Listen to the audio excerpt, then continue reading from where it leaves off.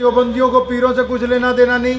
جو بندہ اجمیر شریف جاتا ہو, کلیر شریف جاتا ہو, سرہند شریف جاتا ہو, نظام الدین جاتا ہو, یا اور کوئی غیر مسلم لگا لیں, وہ اپنے کسی مذہب کی عبادت گاہ میں جاتا ہو,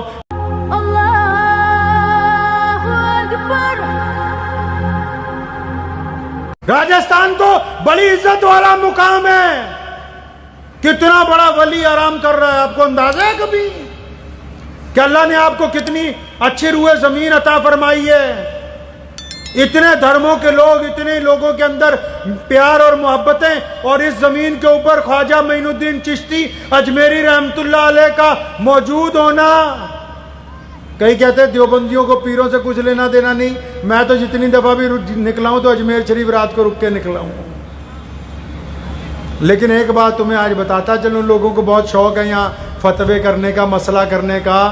میں آپ کو مزے کی بات بتاتا ہوں کہ جو بندہ اجمیر شریف جاتا ہو, کلیر شریف جاتا ہو, سرہند شریف جاتا ہو, نظام الدین جاتا ہو, یا اور کوئی غیر مسلم لگا لیں, وہ اپنے کسی مذہب کی عبادت گاہ میں جاتا ہو, اگر جیسا جاتا ہو ویسا ہی آتا ہو, پھر اس کا جانا نہ جانا ایک برابر ہے.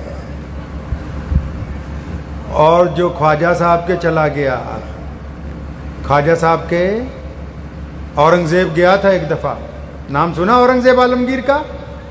اورنگزیب عالمگیر کے دربار لگا ہوا تھا, ایک بہروپیہ آ گیا. بہروپیہ کہنے لگا بادشاہ مجھے بہت کچھ چاہیے, لیکن میں تیرے سے مانگوں گا نہیں, میں اب بھیس بدل کے آؤں گا. اگر تو مجھے پہچان جائے تو میں ہار گیا, اور اگر تو نے مجھے نہیں پہچانا تو تو ہارا, پھر جو مانگوں گا تجھے دینا ہوگا مجھے. اورنگزیب نے شرط لگا لی کہ ٹھیک ہے. 6 مہینے بعد آیا, فوجی بن کے, بھرتی ہو رہی تھی ٹریننگ کے لیے. بادشاہ خود بیٹھا کرتے تھے کرسی لگا کے. جب وہ آیا سامنے, وہ بادشاہ کہنے لگا عبد الرحمن وہ تنو یار اسی پہچان لیا, پکڑ 2 دینار گھر جا واپس. سال بعد پھر ٹیچروں کی بھرتی ہو رہی تھی, بڑھیا مولوی بن کے, شیروانی پہن کے, اچھا استاد بن کے آیا. انٹرویو چل رہے تھے, جب اس کی باری آئی اس نے سوچا اب نہیں پہچانے کا. بادشاہ نے شکل دیکھتے ہی, بادشاہ بھی ایسے ہوا کرتے تھے, شکل دیکھتے پہچان لیں, عبد الرحمن یار تو وہی نہیں بہروپیہ, یہ 2 دینار پکڑ چل گھر کو چل. چوتھی دفعہ بھکاری بن کے کھڑا ہو گیا, تیسری دفعہ کہیں بھکاری بن کے. بادشاہ جا رہا تھا, مانگنے لگا. بادشاہ نے بھکاریوں میں سے ہاتھ پکڑ کے باہر نکالا کہ یار تو عبد الرحمن نہیں, یہ 2 دینار پکڑ چل گھر کو جا, کیا کر رہا ہے یار. بات آئی گئی ہو گئی. کئی سال بعد بادشاہ کہیں جا رہا تھا دکن کی طرف, ایک پہاڑی رستے سے گزرا تو دیکھا ایک پہاڑی کی چوٹی پہ لائنیں لگی ہوئی لوگوں کی, ایک طرف سے جاتے ہیں دوسری طرف سے آتے ہیں. فوجیوں کو بھیجا, پوچھو کیا بات ہے. کہنے لگے جی اوپر ایک اللہ والا بیٹھا ہے, ایک بزرگ بیٹھے ہیں, ایک ولی بیٹھے ہیں, جس کے لیے ہاتھ اٹھا دیں. اور یہ سچ ہے, یہ جو میں بات آپ کو بتا رہا ہوں نا ولیوں والی, اللہ نے قرآن پاک میں کہا کہ جن کو ہم نے اپنا دوست بنا لیا اب ان کو کوئی ڈر کوئی نہیں. یہ حقیقت ہے. اگر ولی کسی کے لیے ہاتھ اٹھا کے دعا کر دے نا, قیامت برپا ہو سکتی ہے, اس کی پیٹھ نہیں لگ سکتی. اللہ اسی وقت دیں گے. اگر وہ اپنی بیوقوفی کی وجہ سے نعمت کھو دے وہ الگ بات ہے. اللہ کی ایک بڑی خوبصورت عادت ہے, پتہ ہے آپ کو اللہ کی کیا عادت ہے؟ جب کسی کو دیتے ہیں, علم دیتے ہیں, دولت دیتے ہیں, رتبہ دیتے ہیں, اللہ واپس نہیں لیتے. آپ نے پھر سنا ہوگا کہ بندہ فقیر بن جاتا ہے, وہ اپنے غرور کی وجہ سے کھو دیتا ہے, اللہ نہیں واپس لیتے.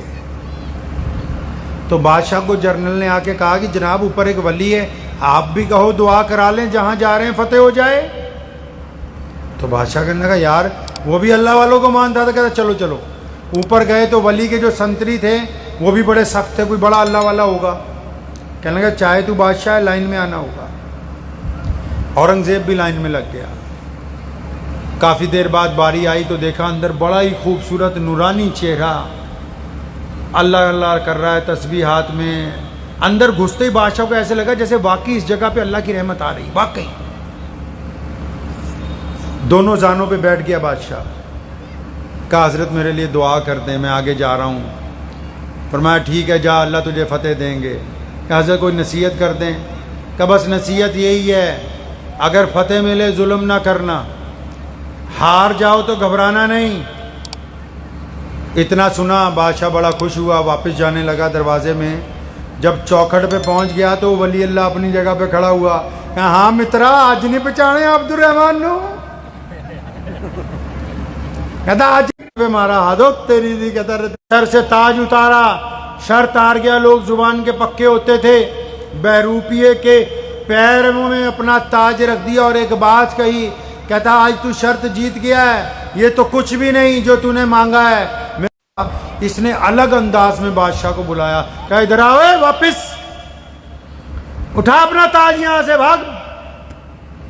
بادشاہ خود اللہ کا ولی تھا, سمجھ گیا ہے درود شریف ہے اس چکر میں کہ ایک دن تو اورنگزیب نکلے گا, میرے پاس آئے گا, میں اورنگزیب کے گھٹنے ٹکا دوں گا. کہنے لگا میں یہ سوچتا ہوں کہ جھوٹ موٹ میں اللہ کا نام لیتا رہا, ہندوستان کے بادشاہ کا تاج میرے پیروں میں آ گیا. اگر میں دل سے اللہ کا نام لیتا تو کس مقام تک پہنچ جاتا.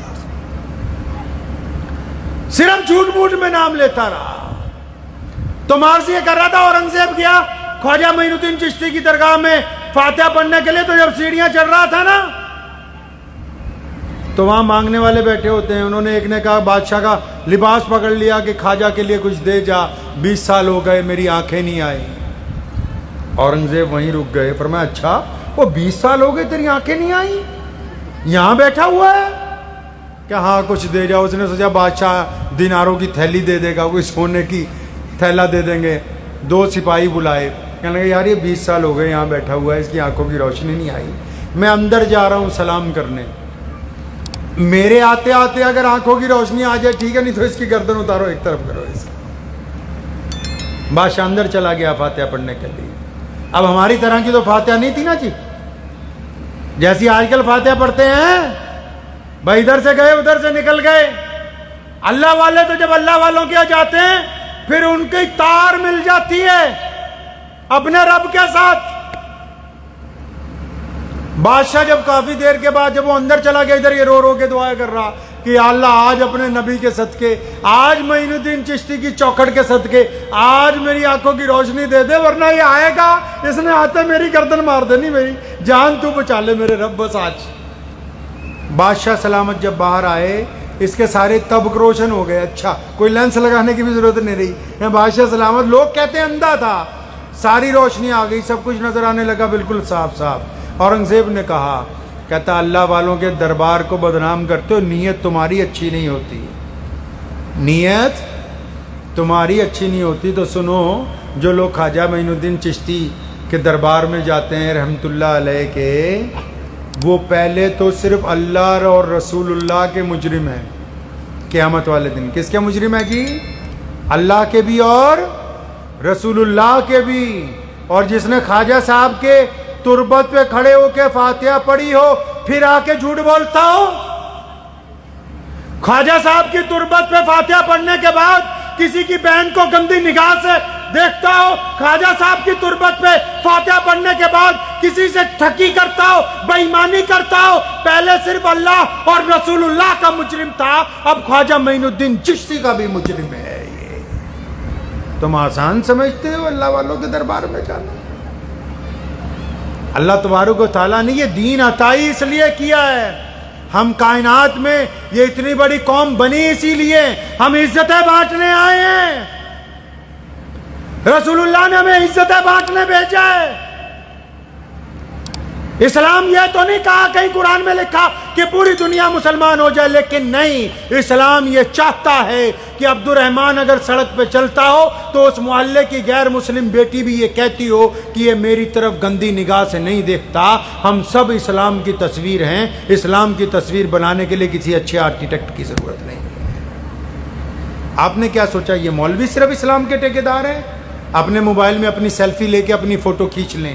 آپ اگر سچ بولتے ہیں تو مسلمان, اور بولو مسلمان سچے ہیں. آپ جھوٹ بولتے ہیں تو پھر مسلمان کیسے ہیں؟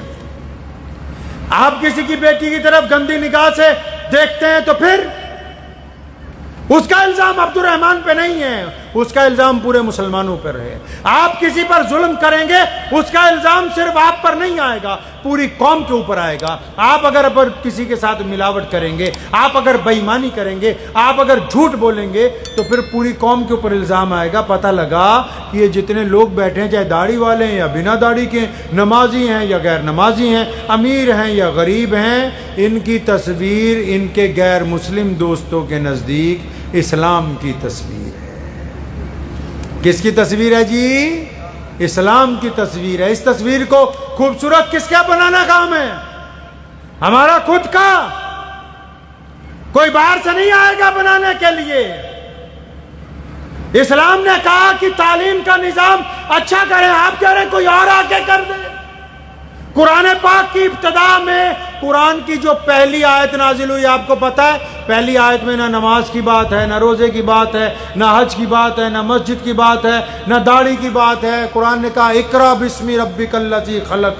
قرآن نے پہلا شبد جو لکھا اقرا مطلب پڑھو اپنے رب کے نام سے. کون پڑھو؟ لڑکے وہ بھی پڑھو, لڑکیاں وہ بھی پڑھو. اللہ نے کہا, رسول اللہ صلی اللہ علیہ وسلم کی حدیث میں موجود ہے, رسول اللہ نے فرمایا کہ تعلیم فرض کر دی گئی. کیا کر دی جی؟